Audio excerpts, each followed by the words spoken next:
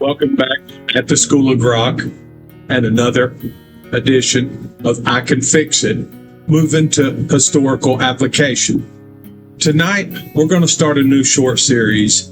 We're going to begin it with I Can Fix It, historical application, and preparing the ground. Intelligence claims, the 2016 origin point, and the 5 standards. Section 1. Opening and purpose. Welcome.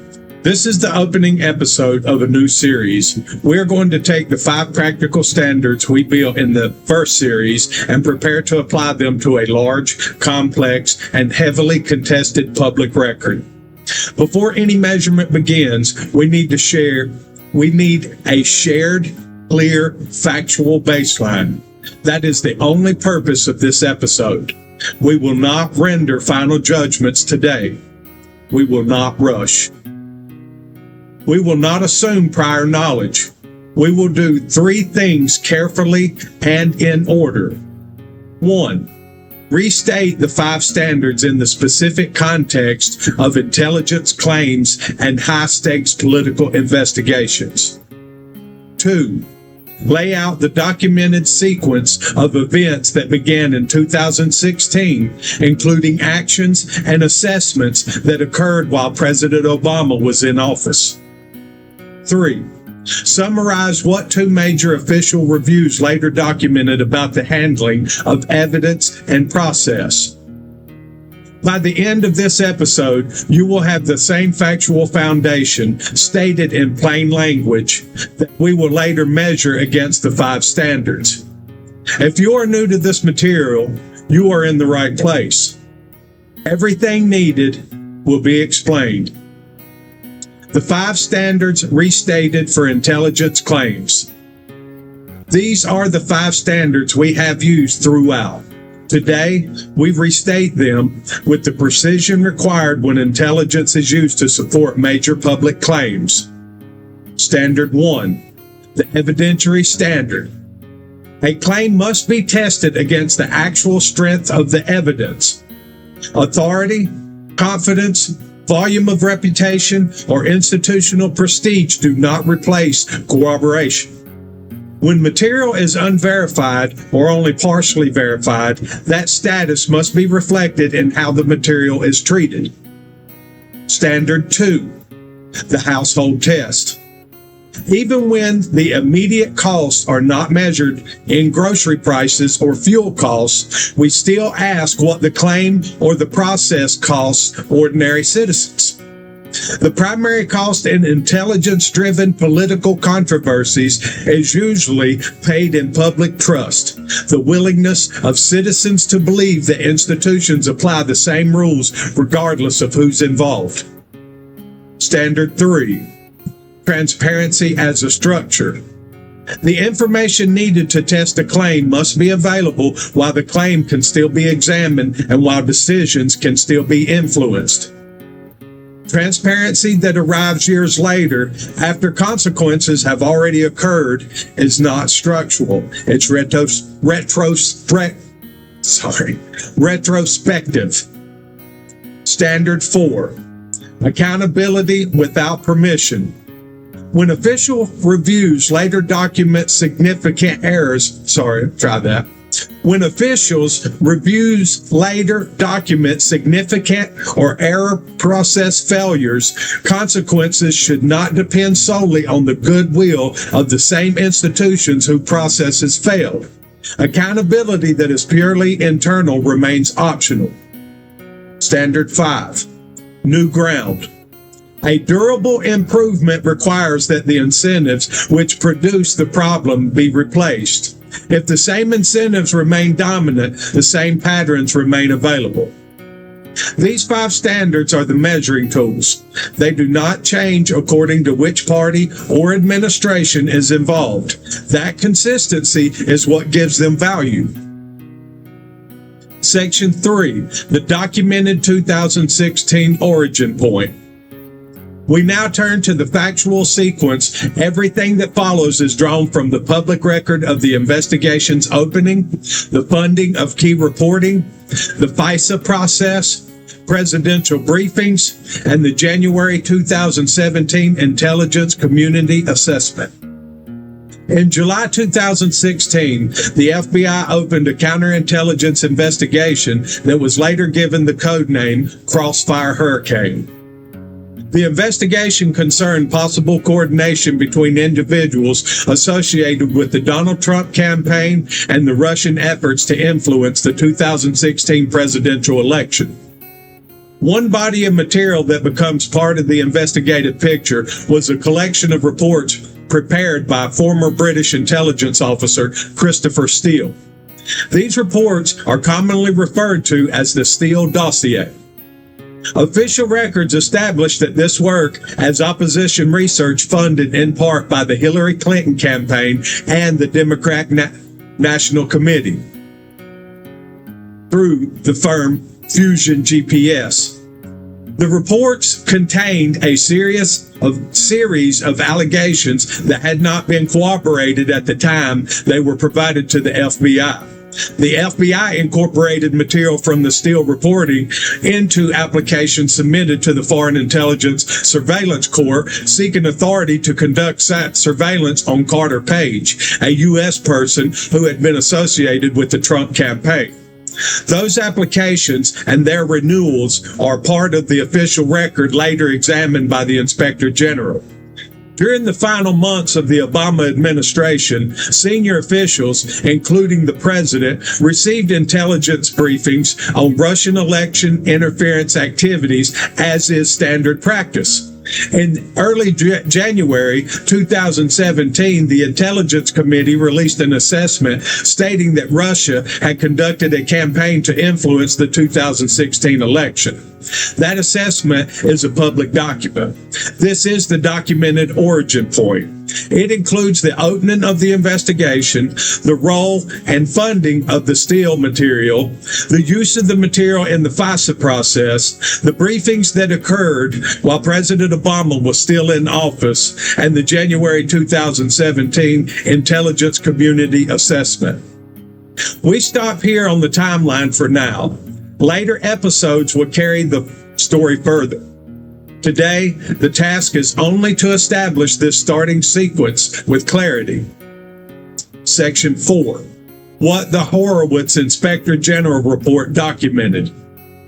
In December 2019, the Department of Justice Inspector General Michael Horowitz released a report examining the FBI's Crossfire Hurricane investigation and the FISA applications targeting Carter Page. The report is lengthy and detailed.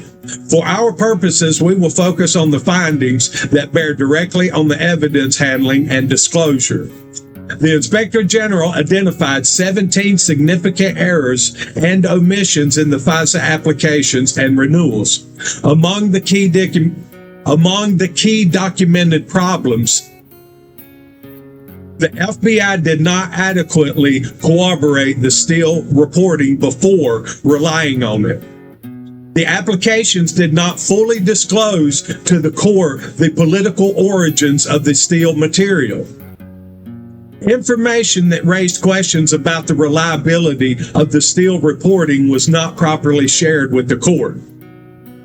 Certain exculpatory or contradictory information known to the FBI was omitted or inaccurately presented. The Inspector General did not find evidence that the investigation was open for purely political reasons. He did find serious, repeated failures in the process of verifying information and of being fully candid with the Foreign Intelligence Surveillance Corps. These are findings from the official Inspector General report itself.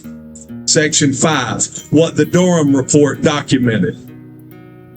In May 2023, Special Counsel John Durham released his report on the origins of the Crossfire Hurricane investigation and related matters. The Durham report examined the predication for opening the investigation, the FBI's handling of intelligence, and the role of the Steele material. Key documented conclusions relevant to our standards include: the FBI moved to open a full investigation without sufficient analytical rigor or adequate predication.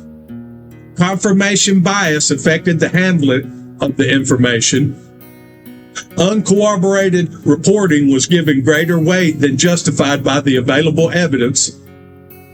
The FBI failed in important respects to pursue or fully examine information that did not support the emerging narrative. Durham's report is also critical to the broader environment in which opposition research was able to enter formal investigative channels with insufficient skepticism. Again, these are findings stated in the official report. Section 6. Why this preparation matters. We now have 3 things in place: the 5 standards clearly restated for intelligence claims, the documented 2016 origin sequence, including when Obama was in office, the principal findings of the 2 major official reviews that later examined evidence handling and process. This preparation exists so that when we apply the 5 standards in the next episodes, every listener is working from the same factual baseline. No one is required to already know the details. No one is asked to accept prepackaged conclusion. The standards will be applied the same way they have been applied to every other case in this series, by measuring the official record against fixed questions about evidence, cost, transparency, accountability, and incentives. That is how the method stays consistent. That is how clarity is protected.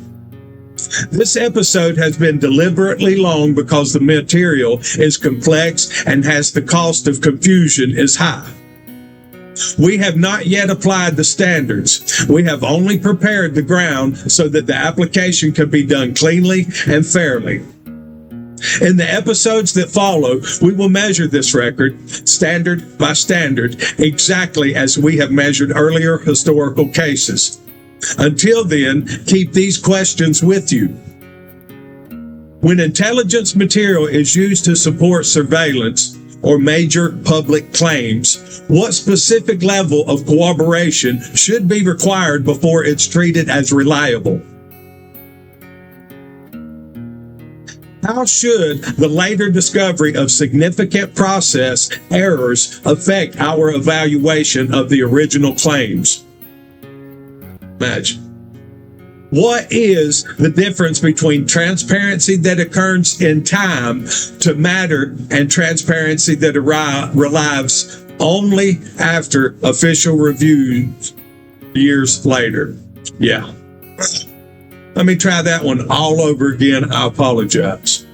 What is the difference between transparency that occurs in time to matter and transparency that arrives only after official reviews years later? Much better. Sounds much better. Why does establishing a shared factual sequence before applying standards to protect the examination from becoming just another competing narrative? Great question. The standards are ready. The factual baseline is now on the table. The measurement begins next. That is the opening of this series. That is the clarity the subject requires. Thank you for joining us at the School of Grok with the new series, Historical Application. We look forward to seeing you in the next episode, breaking down the intel with the non-negotiable standards. And until then, remember that figuring things out is a rewarding emotion. Join us in revitalizing our brains.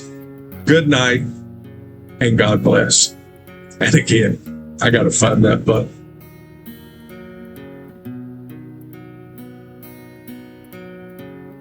Wow. I got it.